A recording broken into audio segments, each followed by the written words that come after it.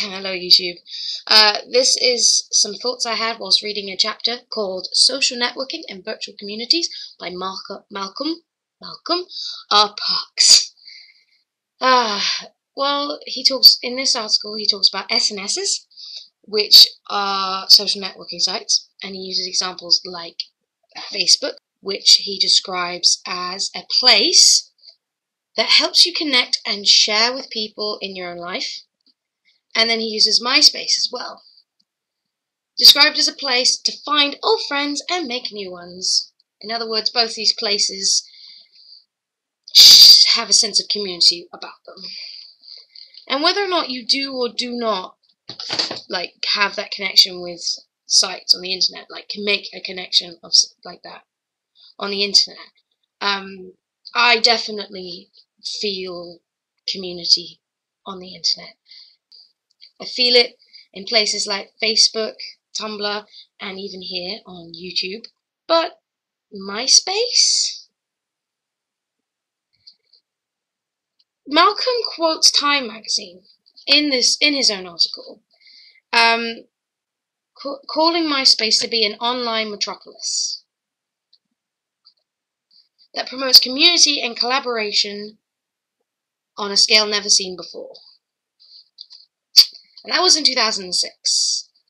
Now MySpace resembles more like a ghost town that has been completely overpowered by Facebook. And that's just how it is now. MySpace was huge. I remember a time where everyone was using MySpace, but I also remember the switch, where when I was around about 14 or 15, people were just not talking about, or either talking about replacing MySpace with Facebook. And now it's like, who uses MySpace? I mean, really, who uses MySpace? As I said before, I definitely think that you can find a strong sense of community on the internet with no real need of physical proximity. But seriously, what happened to MySpace? It didn't take long for MySpace to completely melt away and just fade away out of real relevance. I mean, it's now become more like a running joke about who even uses MySpace. And it was huge. It was what Time magazine said. It was an online metropolis. Loads of people were using it. It was a massive thing that now nobody even thinks about. I mean, I googled MySpace for the first time in 6 years? Maybe not even that. And it's weird going back there. I thought the site would have shut down by now, in all honesty. This made me think about communities. It made me think about real-life communities and then virtual communities. Real-life communities do fade away. I mean, there are communities that don't work out through time and history, kind of break away and don't work, and social groups that don't work the same way as it used to. But that time frame was decades, maybe even centuries before a community just breaks down. Whereas now, MySpace started in 2003. It's 2014? It celebrated its 10-year anniversary last year, and I didn't even realize. It just went completely over my head. Within a 10-year time frame, it reached its peak, and it was at the height of popularity, and crashed and burned. It's insane that in modern day life we want things. In this information age, we can get things quickly.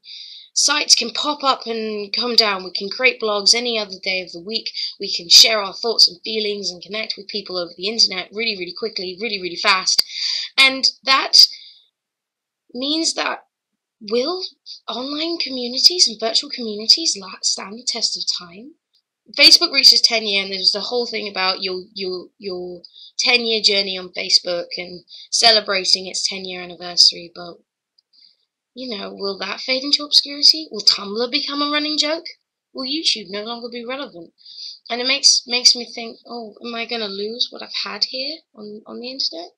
Am I no longer going to feel that sense of community that I once did? Or will new sites replace the old? the young whippersnappers, the young new generation will come up with all these new sites, and I will feel like not relevant anymore. I guess we'll just have to watch this space and see what happens in the future. And yeah, let's just see. Thanks for watching my little rant and exploration of my own thoughts about online communities, and I'll see you next time.